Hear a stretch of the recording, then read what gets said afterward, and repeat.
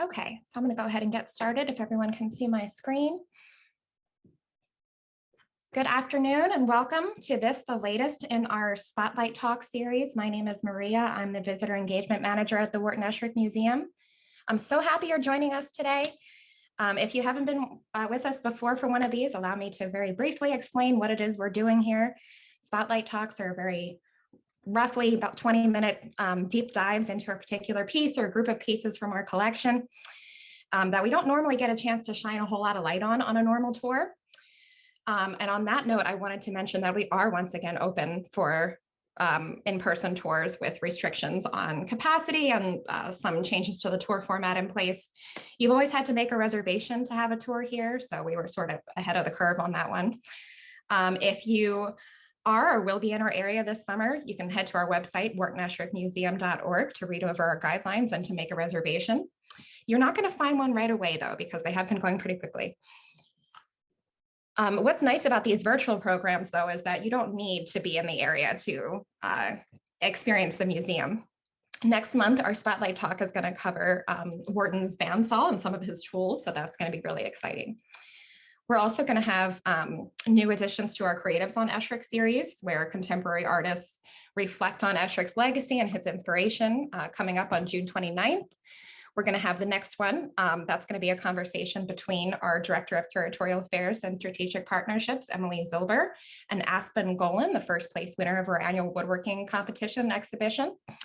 We're also going to have programs with the second and third place winners as well over the course of the summer, so stay tuned for those. You can register for them just like you did for this program on our website. Turning back to today's program, I ask that you please do keep yourselves on mute for the duration of the program.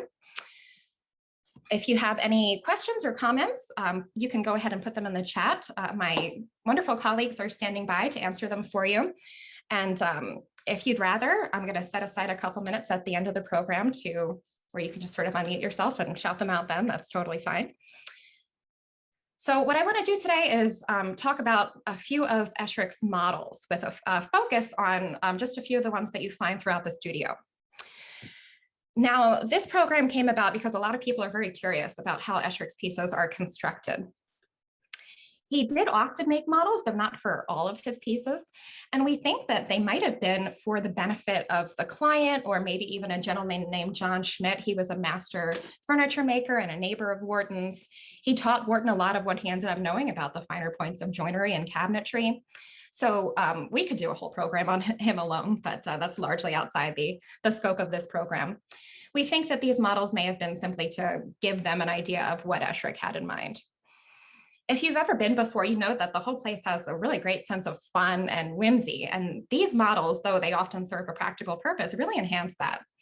They're almost like toys. I'll tell you, when I look at them, there's so many examples of furniture and furnishings. I almost think of like a dollhouse. So we're going to take a look at a few of the examples of models of furniture and furnishings that Esherick made for various homes and talk about some of the stories behind them. So, though it's not terribly appropriate for June, I know I wanted to start with fireplaces. This one was made for a woman named Elizabeth Fleischer. She was the first female licensed architect in Philadelphia. And around 1953, she approached Esherick looking for paneling for the fireplace in her home. Now, according to the Esherick biography, to keep it from being boring, he used these poplar, cherry, and walnut panels to make the wall sort of undulate a little bit. If you know anything about Esherick, not only is he known for his radiating designs like you see here, but he is known for his curving lines.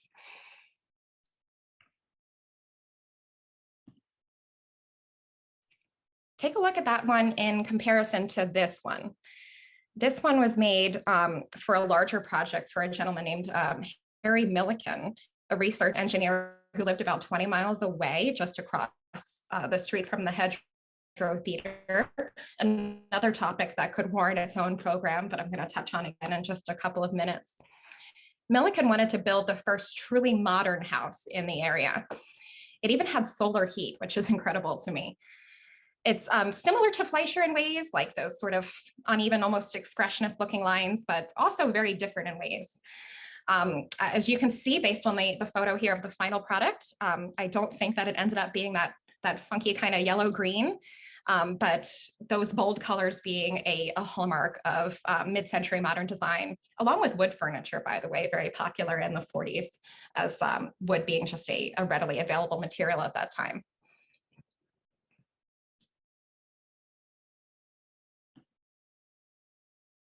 Here's a model for the room that you just saw, echeloned wall shelves and cabinets, pictured here with a sofa and ottoman model as well.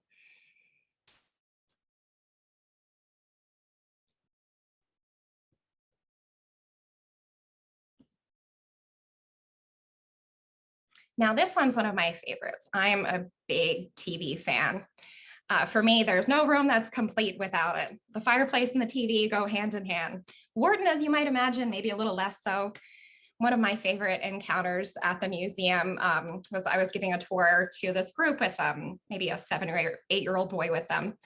And he was having a good time climbing across the spiral staircase, and he turned back and looked at me and said, "Okay, but where was his TV?" And it was heartbreaking for me because I take this very seriously, but I had to tell him I don't think he had one because he was working all the time. Despite not having my personal passion for television, he brought his artistic vision and his unique sensibility to television stands, which is what this is. Again, he's got that radiating design there. It is fun and functional. And I took this video of myself operating it just to give you an idea. I mean, talk about a toy. Now, this model was never actually made. They ended up deciding that a straight door, just a traditional door, would be easier to conceal the television, which to me, I mean, it might be easier, but certainly not more fun.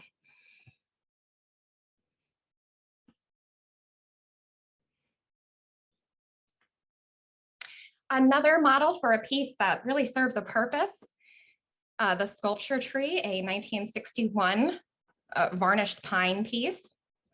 This is a model for a display stand that was meant to hold sculptures at the Addison Gallery in Massachusetts. There's this great quote by then director Bartlett H. Hayes Jr. He says that when it arrived, he, quote, found a small circle of people standing around it as if it had come from Mars. I love that one. He's unlike anything else that's going on at the time. Notice the difference between the model on the left and the finished piece on the right. For one, of course, the wood is different, but then the finished piece also has this thinner base. There are no compartments within the shelves. So just further indication that this is a model that really served a purpose in the design process. You can read more about the whole story by reading our blog post, Wharton Esherick Sculpture Tree from start to finish.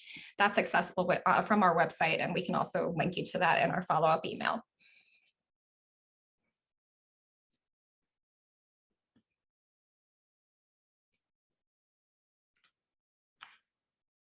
So before I wrap up, just sort of thinking about leaving this imaginary room with these fabulous little miniatures, I wanted to briefly touch on Wharton's stair models, something you find quite a bit of in the studio. We have the Bach house stairs pictured on the left here. Curtis Bach, if you're not familiar, a very important character in Esherick's story. He was a Pennsylvania Supreme Court justice and ended up being one of Esherick's chief patrons. When he hired Wharton to remodel his home in Gulf Mills in the 30s, he not only gave him a job that would help sustain him through the Depression, but he also gave him a job that would garner him national attention for his work. So it was a very important job for him. On the right, we have the spiral stairs from the Hedgerow Theater.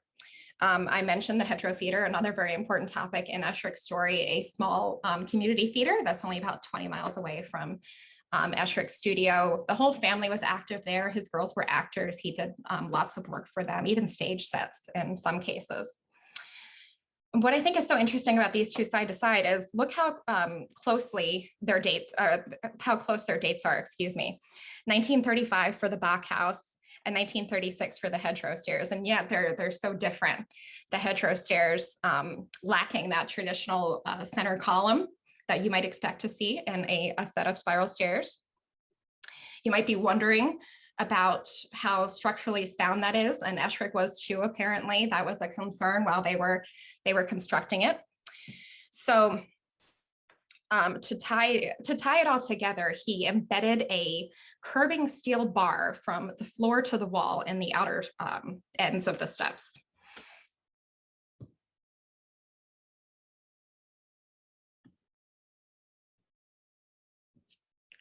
So that about sums up what I have for you. For further reading, I recommend checking out our blog. This month, the blog post was on Aspiring Pair, another of his models. This one, not so much furniture or furnishing, but was supposed to be a 60-foot monument to the unknown political prisoner. Definitely worth a read, very interesting. And there are, again, lots of really great resources on our website. And don't forget, if you're local, you can come join us for a tour as well. I thank you again for joining us. I hope you had as much fun looking at these fun little pieces as I did telling you about them. So now I want to take a couple minutes and open it up to any comments or questions.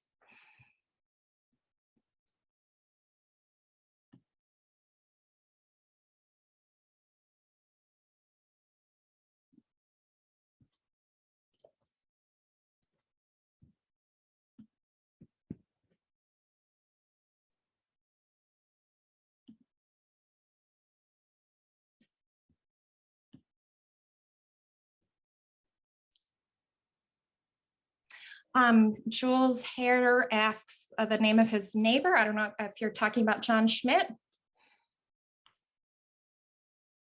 He had apprenticed with a carpenter in Germany, which was very coveted at the time, and came back to Paoli, where his sister lived, and happened to kind of run into Wharton by chance, and the two of them ended up forming a very interesting, fascinating partnership that lasted decades.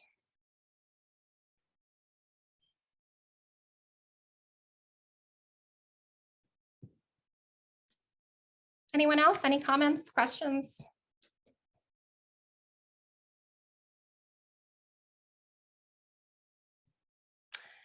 Oh, that's a good question for Mark. How many models are known? I'm not sure. Got a couple of colleagues on with me. Would you guys happen to have any numbers? You know, it's a great question, and I don't know that we've ever tallied it up. And whether they are, you know, it's also interesting you're asking how many we have in the museum, and I'm not sure how many are actually in other collections, because certainly Esherick would be the one that would generally hold on to those after the process was complete.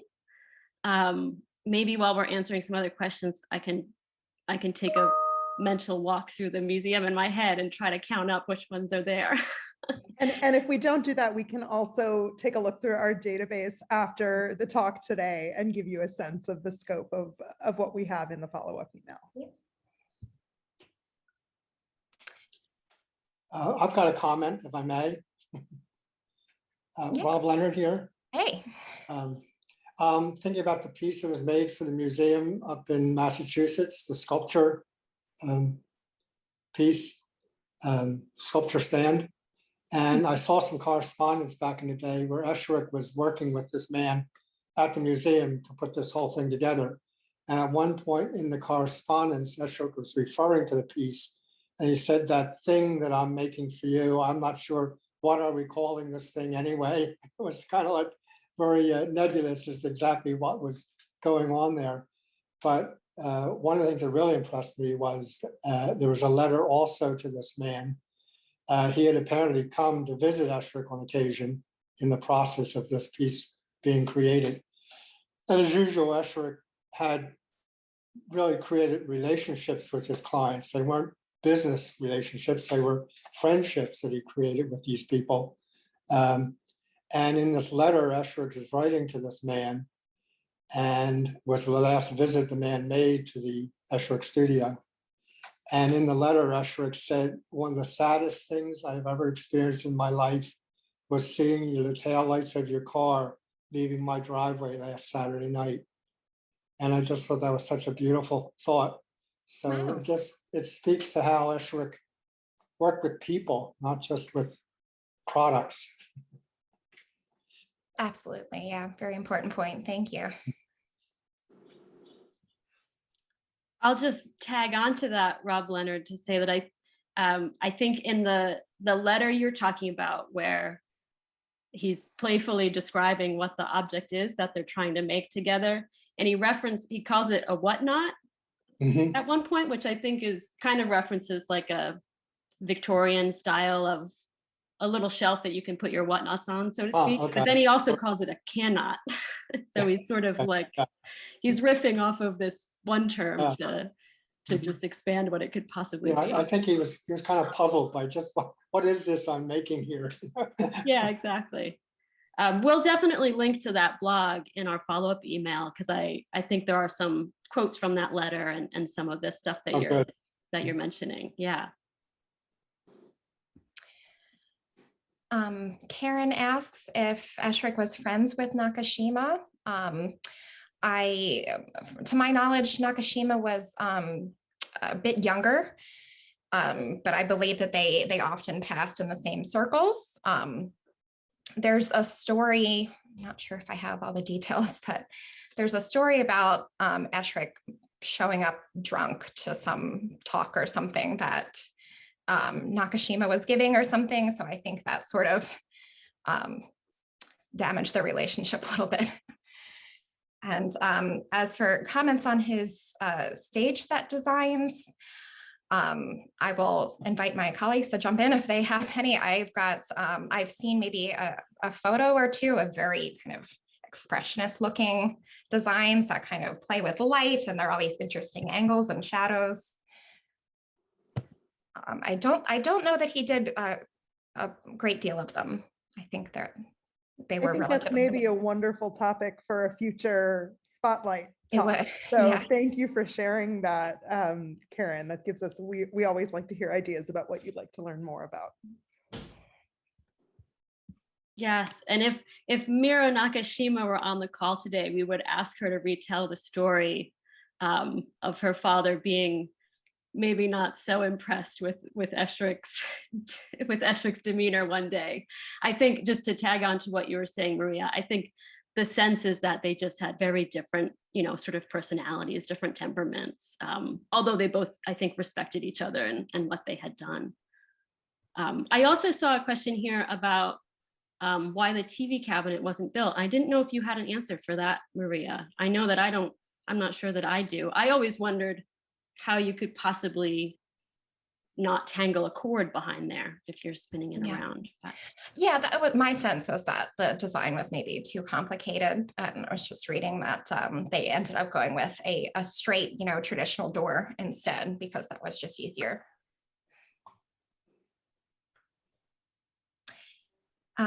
Damon, we can do some research to confirm. I believe the Milliken House is still standing. You guys can correct me if I'm wrong about that. I do think that a number of the Esherick pieces came out of that house. And Rob Leonard, I don't know if you recall anything about that off the top of your head. I think the metal sink in the bathroom of the visitor center came out of the Milliken House. That's my understanding. Yeah, and I think there's a prototype for it. Yeah. Yeah, and maybe the door handle when you're leaving the visitor center is also from that same house. So, so whether or not it's, whether or not the family sold all of the things that were part of the house or not is something we could look into for sure.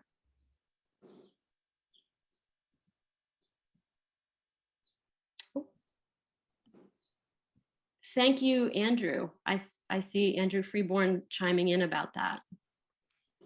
Yes, he says the Milliken House is still standing. However, many of the items are no longer there. I'm currently in the Milliken House. Really? Yeah. Wow. Perfect. Do you want to share? Did you know that family at all, or have you just come to live there by other? We've been here for 8 years now. I've been in contact with some of the people at the museum about some things in the house and questions I've had. A lot of the items were removed at some point. Still trying to put the pieces together, but there's still a number of items here. So yeah, I have been meaning to get in contact with the museum again about some more questions I had about items. But the fireplace is no longer here. I think it may have needed to be like redone, and whoever redid the house chose not to do that or didn't realize what it was, possibly. And most of the items from the other model, including the stairs, are no longer here. Yeah, all the bookcases, but I believe their daughter, who I've been in touch with, has one of the bookcases that is in the model. She still owns it. Well, Andrew, we should make sure to get connected with you so we can talk more after the program today. Definitely. Love I to had have been in you. touch with Laura. I don't know if she still works there. Nope. But, So we'll make sure you're in touch with the folks you need to be right now. Okay, sounds good. Thank you. Thank you so much for sharing also, and for being on the call today. Yeah, no problem. This is interesting. It's great. Thank you.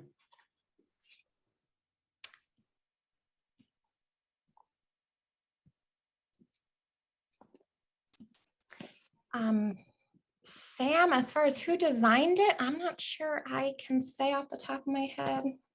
Do you guys have anything about that? The house? Mm-hmm.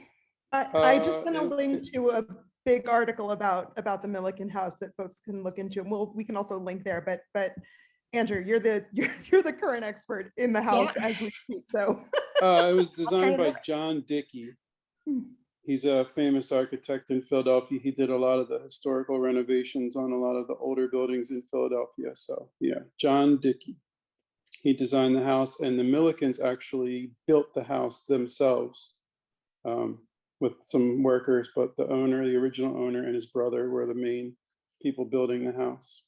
I don't know. I was told that they were friends with Esherick, and there were some money involved with the interior design, but there was also some like trading of art with the woman who lived here, who was an artist, and Esherick, and she'd given him paintings and also payment for some of the stuff. So you know, some money and trading involved. So I guess they were friends. Yeah, but pretty interesting history on the house. Yeah. super interesting, and we're really happy you joined the call today. Yeah. Yeah, no problem. Well, I saw the models, and I knew there had been one or two models of our house at the museum, so I figured I would see what other cool models there would be.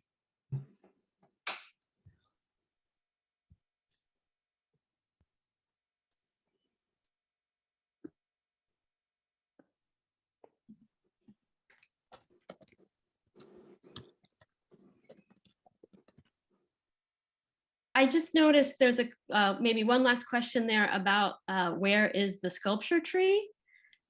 We have the model at the studio, and I believe the final is still in the Addison Gallery's collection in Andover, Massachusetts. Yeah, we had a docent a few years back, I think was on a trip up there and made a special appointment to check it out. But I don't know that it's always on view or always visible if you just pop in, but that is where it is.